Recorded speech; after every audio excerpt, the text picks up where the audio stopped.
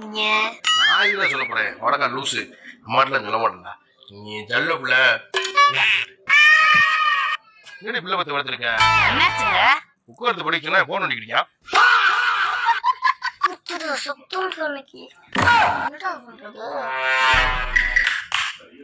உடைஞ்சிருச்சு ஏன்டா அழுகுற அப்பா கொஞ்சம் உடைச்சு போட்டாரு